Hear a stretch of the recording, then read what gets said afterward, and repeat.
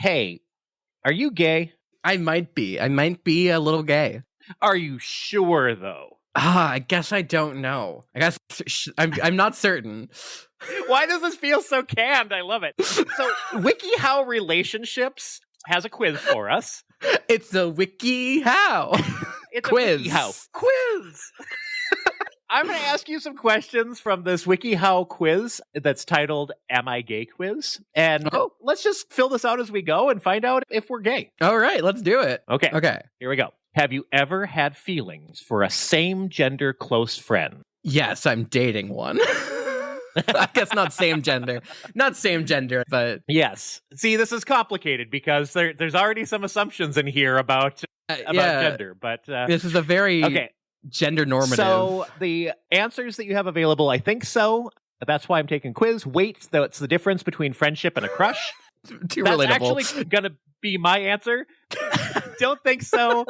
We're so close, people joke that we're dating, or nope, we're just friends. I'm stuck between I think so, that's why I'm taking this quiz, and what's the difference between friendship and a crush? Because I think so, that's why I'm taking this quiz is very funny.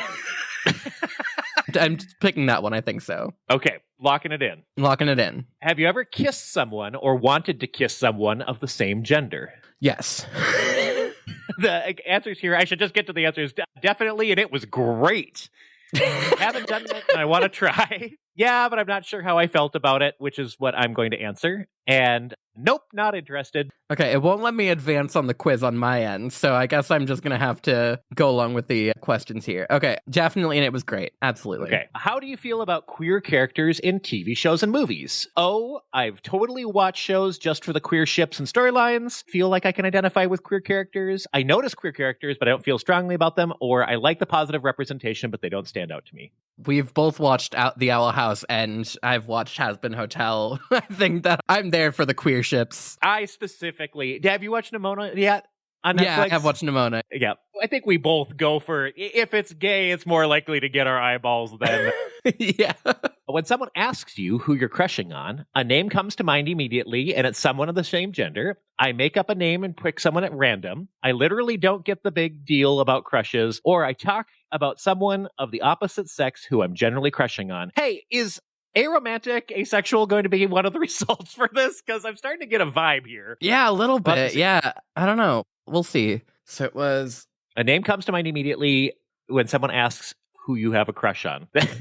Okay, I think my answer is actually C. I literally don't get the big deal about crushes. Yeah. Let's see. This is interesting. I talk about someone of the opposite. This one is like a first confusing question here. I'm also going to go with that, I guess, out of that one. Yeah. Okay. Has anyone ever asked you if you were gay? Yes. People pretty much assume that about me all the time, which is going to be my answer, I think. Yep. You've been assumed you were gay before you were gay. Yep. I've been asked that once or twice. No one has asked me directly if I'm gay, but wouldn't be surprised if they did ask, or never. People assume I'm straight. Yeah, I do. Okay, here's the actual thing, though. So I learned recently about one of my friends who's actually pansexual, and I legitimately just thought that she was a very good ally. we were getting lunch together, and she was like, "Oh yeah, I'm gonna get a tattoo with a bee, and it's gonna be like in the pansexual colors." And I was like, "Holy shit! Wait, what?" And I didn't say anything. And then later we were chatting, and I was like, "Yeah, I didn't know that you were queer." And she was like, "How did you not know I was queer? Is my gay broken?"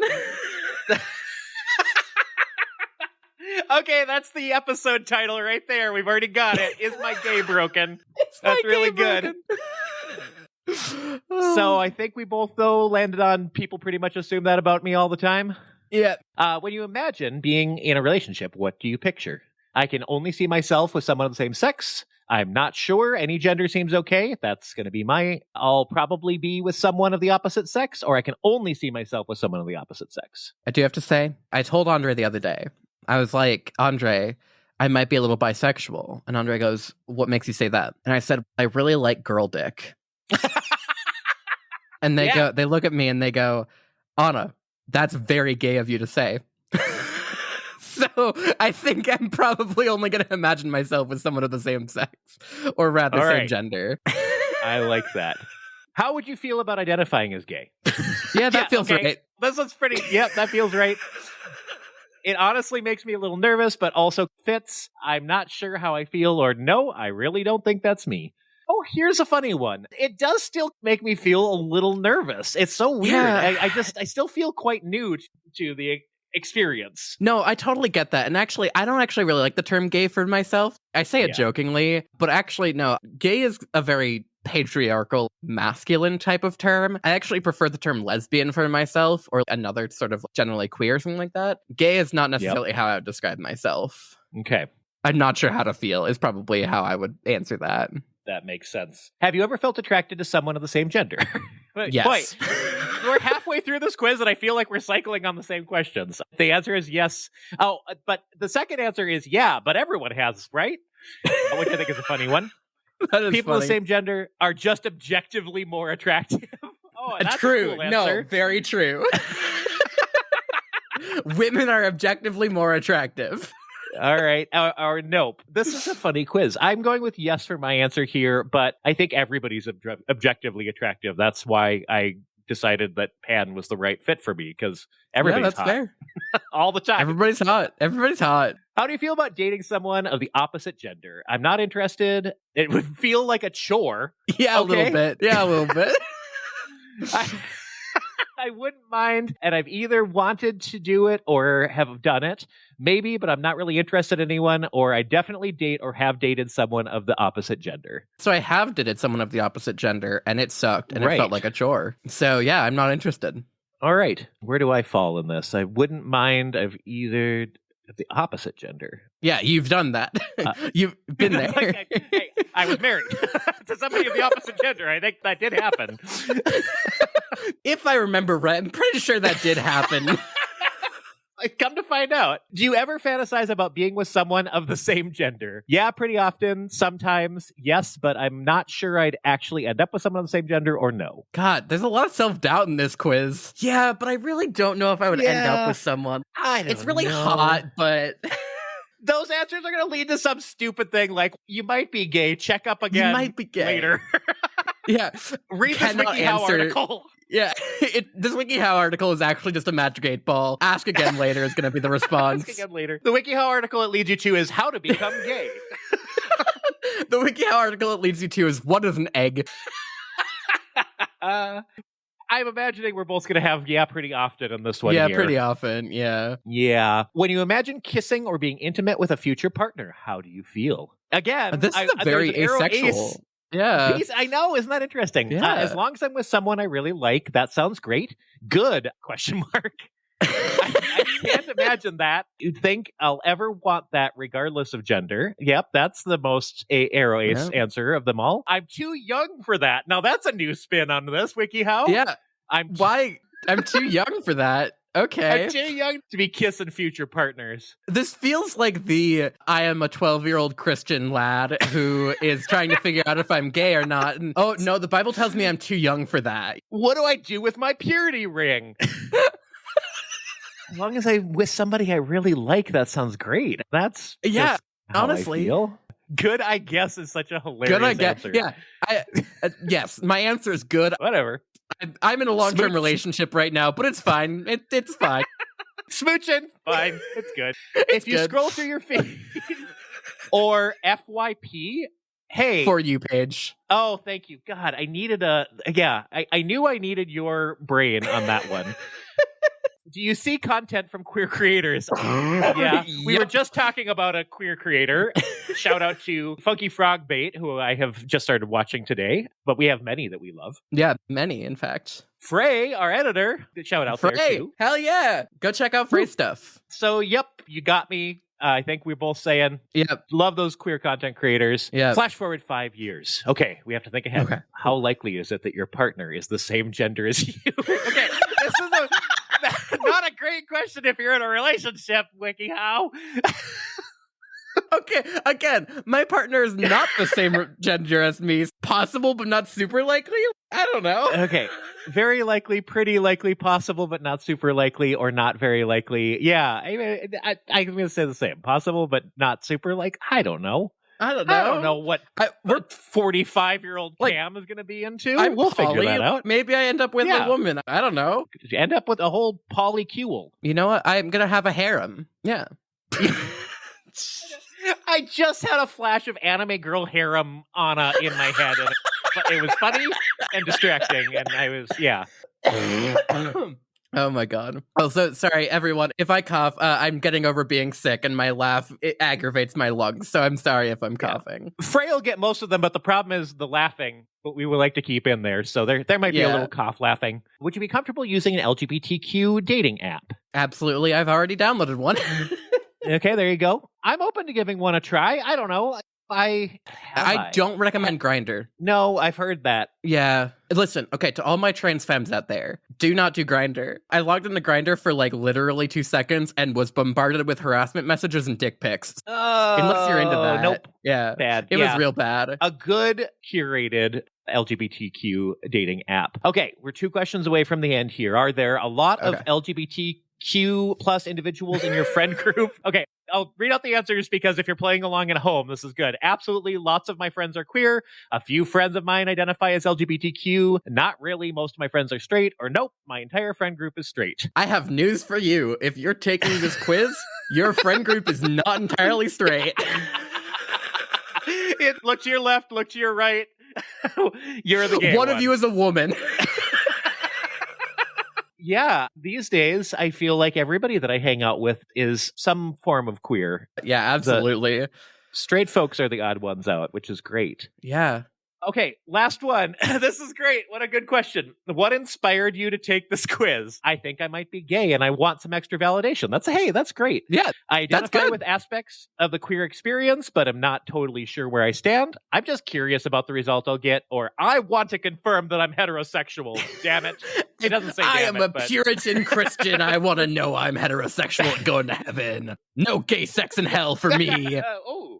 Gay Sex in Hell. That'd be a good name for a band. Like a heavy metal band, I think, would be excellent for that. I think the answer is I'm sure I'm gay, and we're taking this quiz for our podcast, for podcast reasons, but I think it might be gay, but needs some extra validation. Let's see if WikiHow can give me some validation here. All right, here we go with my answers. Oh, reward in 3 seconds. Oh, God. You have to watch an ad first. Oh, my answer is you might be gay. Oh. Surprised that you might be gay. It seemed pretty straightforward. Oh, no, not straightforward. No. Oh, boy. Very gay forward. Gay forward. Once again, I always so then it gets all Wikipedia here in a fun way. It looks like you relate to a lot of common experiences for queer people as they're figuring out their sexuality. And then at the bottom, it does a really good thing, which is it says, talk to an LGBTQ friendly therapist. And I think that's a good note to end on. That's good advice. Thanks, Deb. Yeah, thanks, Deb. Deb, who co-signed this quiz, thank you.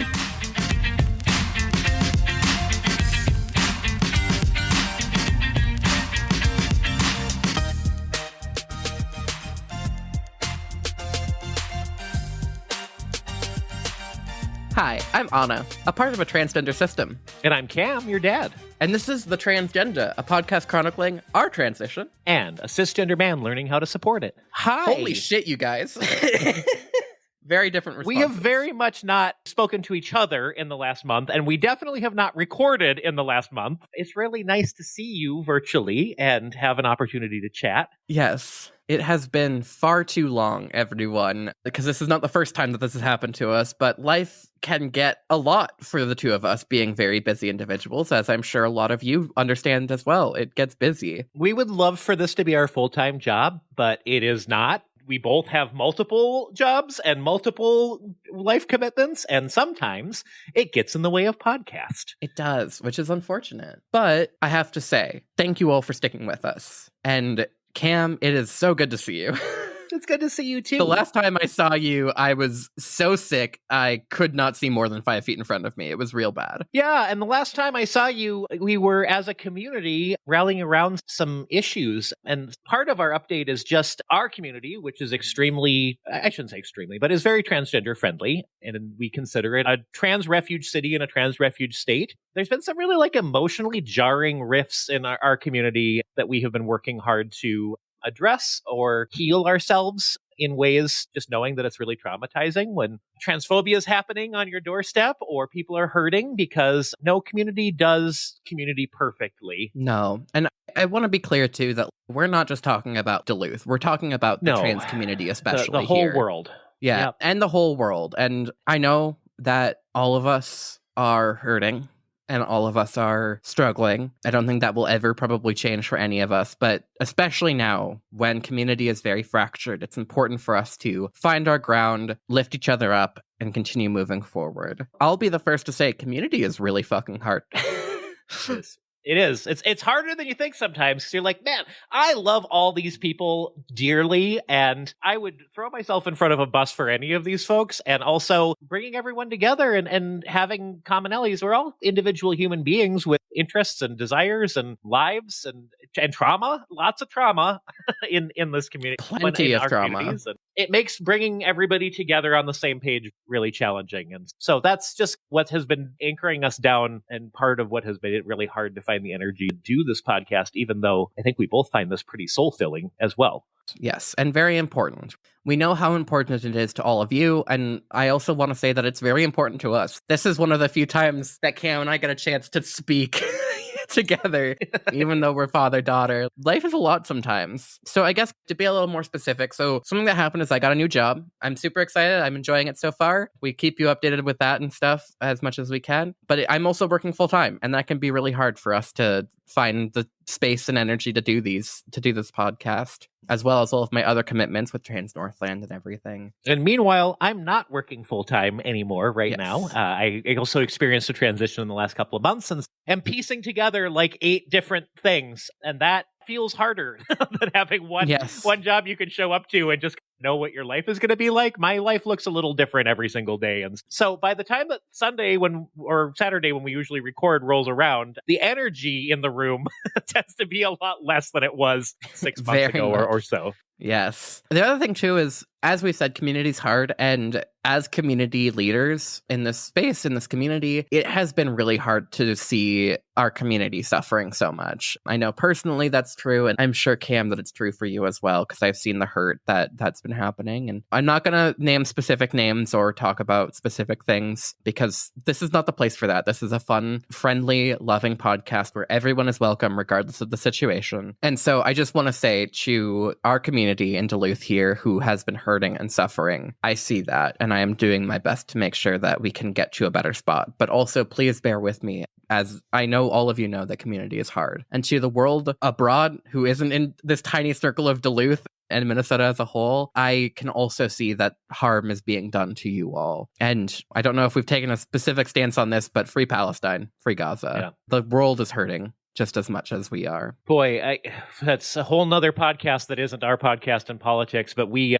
stand firm behind Palestine. We do not want to see kids starving to death or aid workers getting exploded. It has to stop. And please do your research and find some great spots out there that you can donate to and ways to support those efforts. And absolutely vote, because our lives are on the line here all over the place, and your vote matters. Yes. Please. And I'm sorry to our Russian listeners. I don't actually think your vote matters, and I'm so sorry about that.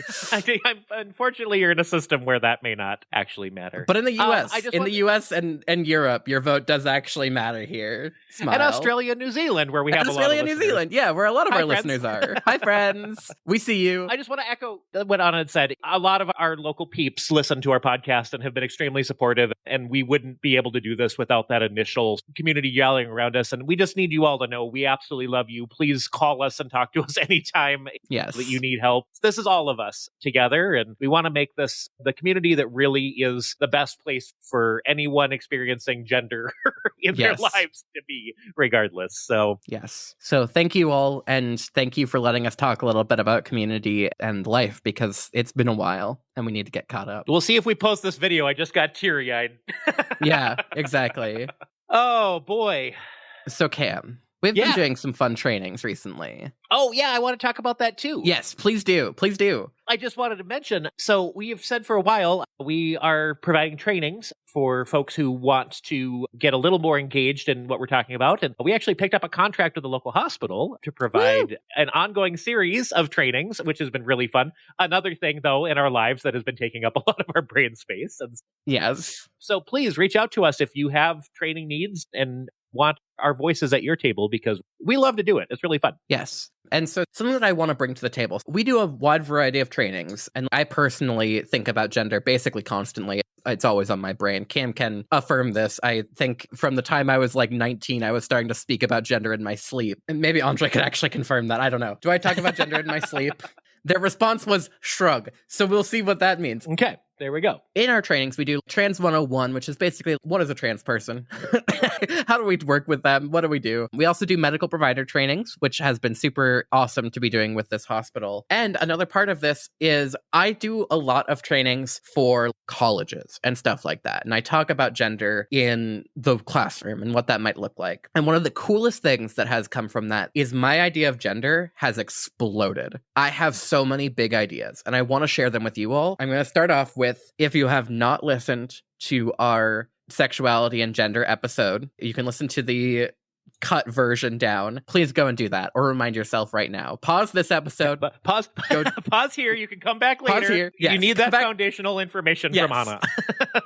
What is gender, really? We've talked about what does it mean when we're talking about being trans or something like that, but what is gender really, Cam? Again, it's so funny that you say you think about gender constantly. You've gotten me to think about gender constantly. And because we do this work now, and I still, aside from the talking points of it's a social construct, it's society's sort of burden on us as people who identify in the world, we have to fit some kind of societal norms, and gender is one of those. But I just don't have the language. There's a deeper piece to it, and I know it's there, and so that's why I'm really excited to have you talk about this. Yeah, so the thing is that there isn't language to talk about this. When I'm talking, I'm wanting you to think past the exact words that I'm saying. And for those of you who are neurodivergent in our audience, I know that might be challenging for you. If this is hard to follow, I understand. I want this to be a jumping off point for you to discover your own thoughts and feelings about gender. When we think about gender at a very basic level, we're thinking about man, woman, and it's like a line. You've got a line there in space that's just, you can be man, you can be woman, and those are 2 points. And then we can get a little funky with it. And we can be like, there are some people who are on that line, but aren't either directly a man or a woman. And for our mathematicians out there, you could look at it as a bimodal bell curve. I know. I think that's how you say it. Because not everybody identifies exactly as a woman or exactly as a man as we've constructed in society. There's a middle point, which is where a lot of my trans non-binary friends exist, which is like somewhere in between of man and woman. Then we can get even spicier with it, and we can say, okay, so we've got the line, right? It's a straight line. What if we make it into a quadrant where we've got a line going horizontal and a line going vertical, and we've got the 4 quadrants? We're getting into some geometry here, so just I need you to like open up your brains a little still bit. Flat on the page, but still flat, a Y and X axis with points above and below each lion, or to the left and right of that. Yep, we've got all the lions here. Oh no, lions! We've talked about this before. I don't know how to pronounce the word line. There you go.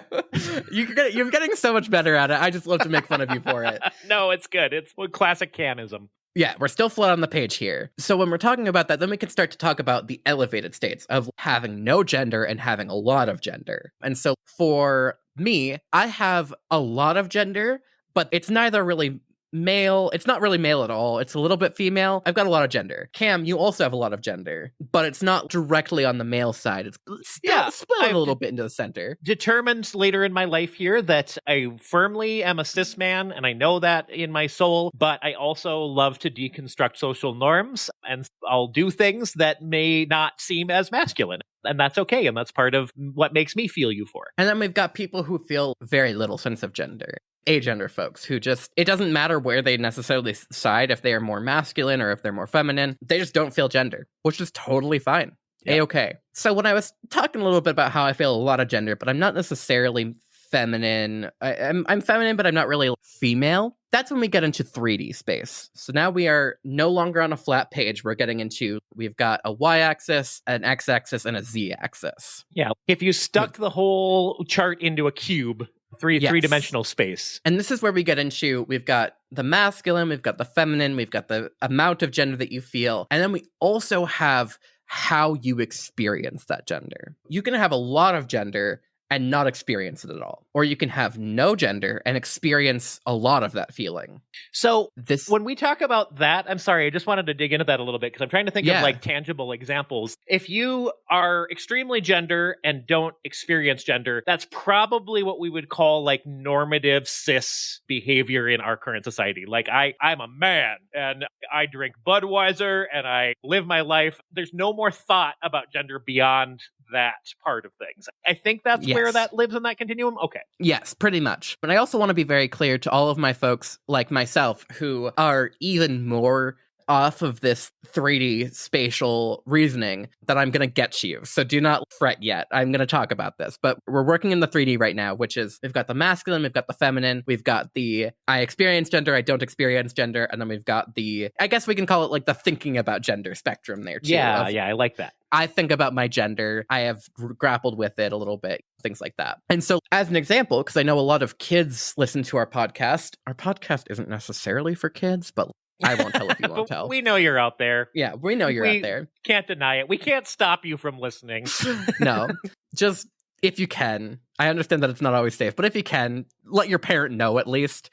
I was watching, I don't know, South Park at 12, so I guess it's probably fine. I was showing you South Park at 12.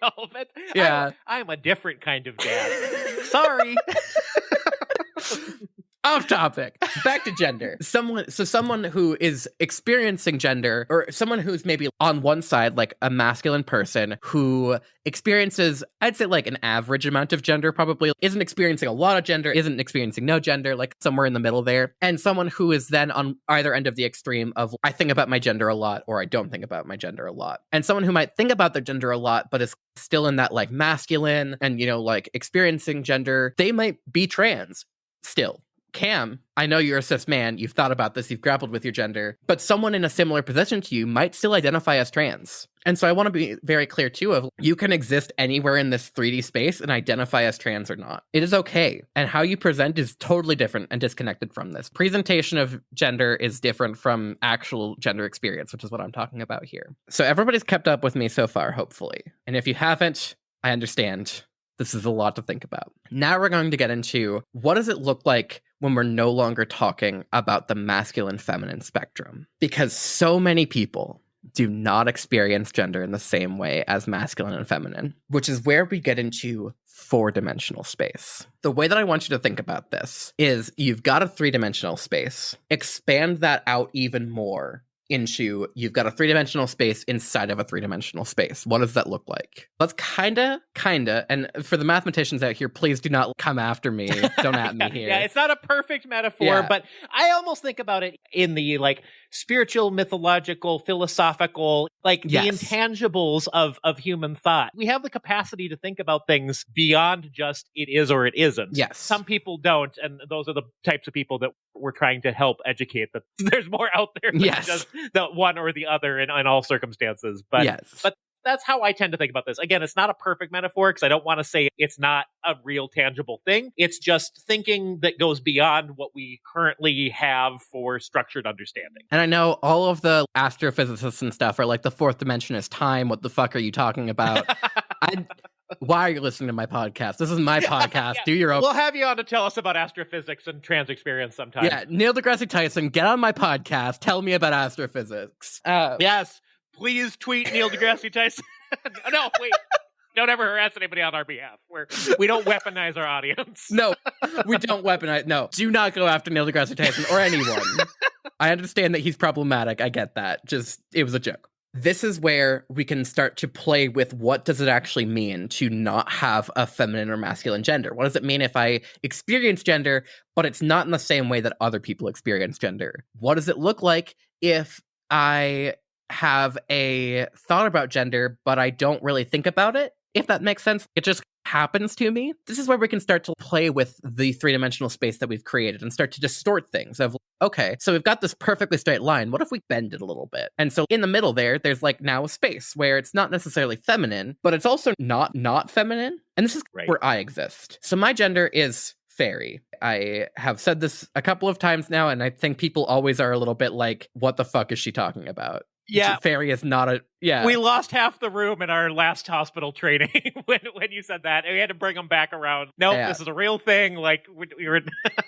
People do not understand when you talk about gender that is not masculine or feminine. The way that I experience my gender is I do not exist in the human experience, which is weird to say because I'm a human, but I don't experience the human idea of what a man or a woman is supposed to be. That is non-existent to me. I don't give a shit about what a human woman is or is supposed to be. For me and my gender, I look at it of what do people who have thought about fairies think that a feminine fairy is supposed to encompass? And like, how does that play in? And that's different for me than it might be for someone else who identifies as a fairy or something like that. But this is really important to think about as well, of what does it mean when we no longer are thinking on the spectrum of masculine and feminine? Because you can be a feminine person without being a feminine human. This is where I think I'm going to lose some of you.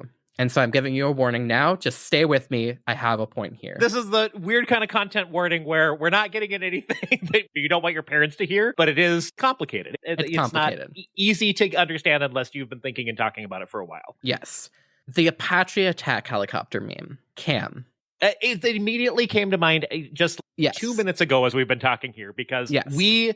early in this journey, that was one of the like points in the sand that we really had to fight transphobes on, because they were saying like, oh, you can identify as anything. I can identify as an Apache helicopter. And we're like, well, hold on. Gender is a real thing, and it's a real thing and it's not, but people experience it really real. Now we say it's a little more complicated even than the line that we've been holding. Yes. The origin of the Apache attack helicopter meme, or at least what I can determine, is a short story written by a queer person where a helicopter pilot gets their gender reassigned to attack helicopter. And it's to help them get into it's not their gender, it's their sexual orientation is attack helicopter. And so flying an attack helicopter, like being an attack helicopter, is a sexual act for them. Sorry, I don't know why I found that funny, but I'm just like, and I'm inside of it right now. Inside.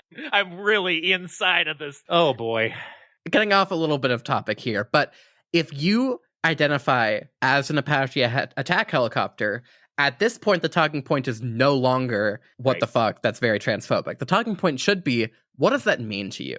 What do you actually mean by that? Do you genuinely identify as an attack helicopter and that is your gender? And that's totally fine if it is. I'm not going to say anything against that. But where's the intention coming from? And is it a genuine... One of our early jokes was like, he, she, toaster, right? That's one of our episode titles. And if you identify as a toaster, you can identify as a toaster. That is okay. Right. That is a part of your gender experience. The way I keep thinking about this is we have a finite amount of language that we can use for anything. There's only so many words in existence that have meaning to other people. And so this is where you need to find the right word that expresses your identity in the best way possible. If you just strip away all of the knowledge that we have and all the understanding about gender that we have, it sounds ridiculous to people to be a fairy or an attack helicopter or a toaster or whatever else. But we're talking about a really personal, deep down in our soul, this is who we are feeling that doesn't necessarily have the right words to express it. And so the thing that we're expressing is the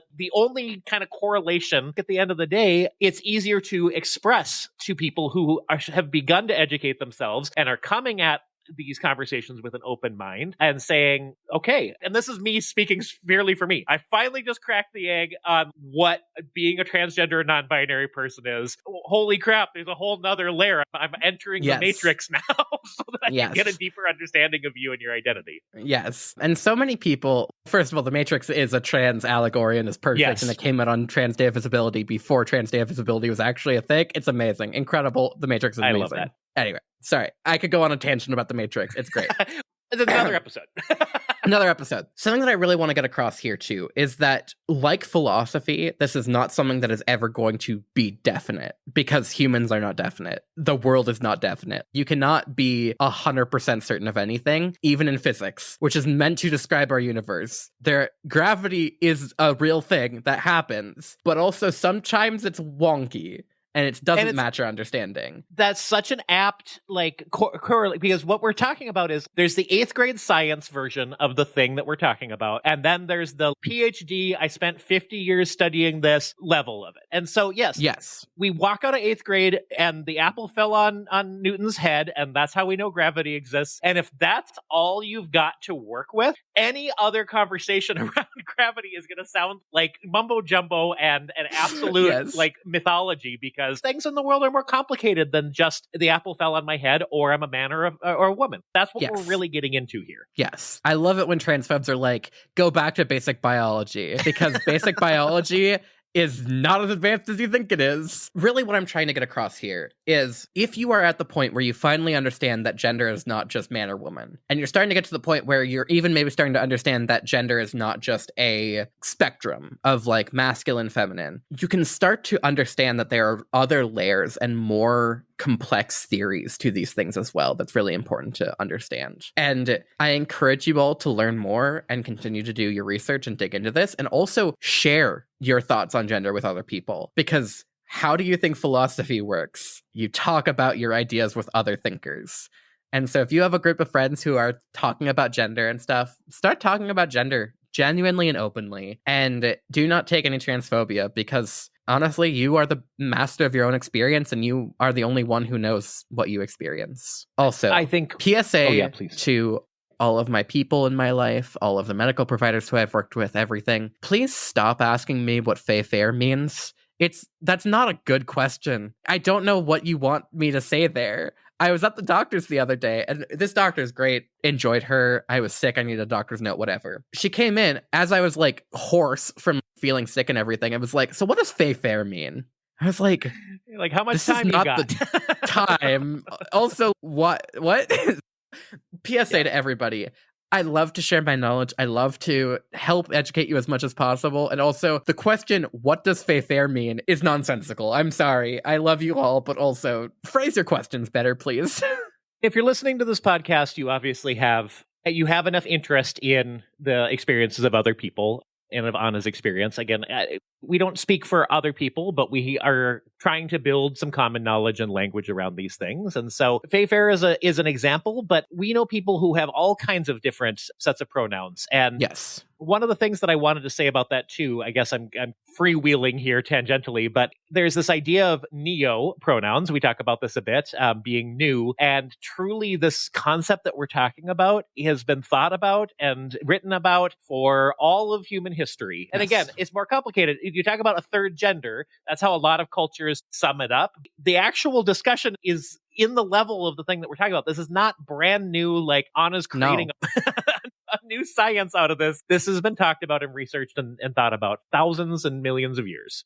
I will say Harvard, Yale, any of the Ivy Leagues or anything, if you want to hire me on as a professor to do the science of gender, I'm accepting. Pay me $60,000 a year to come talk about gender. I will do it in a heartbeat. More than that if you're in an expensive city like New York or something. But no, genuinely, this is not new. What this is translating thoughts throughout human history into a more manageable English way of talking about this. Because it's also really important to acknowledge that gender does not mean the same thing across languages. It doesn't mean the same thing across cultures. And it definitely doesn't mean the same thing across individuals. And so my experience of gender, how I think about it, what it is to me, is very different from even Cam. And I have helped educate Cam in a lot of this. It's important to also recognize that. No, I've opened his eyes. It is really helpful because the alternative, as cis people, I know there are cis people that listen because I talk to you a lot. The trouble is that if we do not get a better understanding of this, we're continuing to force boxes and labels on people that are still feeling dysphoric. We certainly have people in our lives that identify as non-binary and use they, them pronouns because it's easier than trying to explain to somebody what fair means. And we're maybe in communities, at least that we exist within, are starting to help people get that understanding and be a little more open-minded. But for a lot of this, it's just you need to really approach people where they're at, and you need to find out what they want to identify as, and that's the best way to experience other human beings. And we do that in all other aspects of our lives. We want to know what people do and think, and they're all the titles in the world, but it's new for a lot of people to do that with gender. And so that's what we're really encouraging here. Yes, absolutely. And I also want to say, do not be afraid to ask questions. And if people say that they don't really want to talk to you, that is not something against you personally. That's maybe just because they're having a bad day or something like that. I think that the majority of people genuinely want to do good in this world and want to help educate and talk about their experiences. But you also have to give space for that and meet people where they're at. And I think as a final thought to all of this, be kind to yourselves. If you are struggling with your own thoughts and internalized transphobia, homophobia, external thoughts of homophobia, transphobia, whatever, be kind to yourself. Your feelings on gender, your feelings on sexuality, your thoughts and feelings on sex, whatever, those are your experiences. And however you experience that is valid. And you're valid. And take a second to be kind to yourself today. Also, drink your fucking water. I'm watching you. I'm not. I've got my Stanley Cup. You've been watching me drink from my big old Stanley Cup. I've been watching Cam drink a Stanley Cup today. Oh, no, I don't have water near me. No, it's my bad this time. I wouldn't own a Stanley Cup if I hadn't gotten it for free, but I love that thing. Yeah. No, it's a running bit that we all drink water now. Drink water. If you have questions about transitioning or supporting someone who is transitioning and you'd like us to talk about it on the show, please shoot us an email at questions@transgendapod.com. Click the chat with us button on our website or DM us on social media. And we feel a little bit like we've abandoned our patrons over the last month here, so thanks for sticking with us. If you'd like to support the show, you can become a patron on our Patreon. Thank you so much to all of our paying Patreon members. We love you so much, and we want to support you as much as you support us. And also, I'm going to do a little bit of something different today. I'm going to shout out a couple of our free members on Patreon, because guess what? We have a free tier. You can keep track with us and know what's going on. So shout out to some of our free level patrons like Hallie Keeg, Christina, and Nebula. Thank you so much for supporting us, however that might look for you and your people. And be sure to check out our episode description for links to resources on today's topics. If you want to take that WikiHow article quiz on am I gay or not, hopefully it works for you, because it didn't work for me. And don't forget, one more way to support us is with shoutouts. If you want to promote your business or say happy birthday to a friend, share anything else that's appropriate with transgender listeners, just hit the shout on our website to learn more. And thanks for listening. I've been Cam. I've been Anna. And this has been The Transgender. Love you all, except the bigots.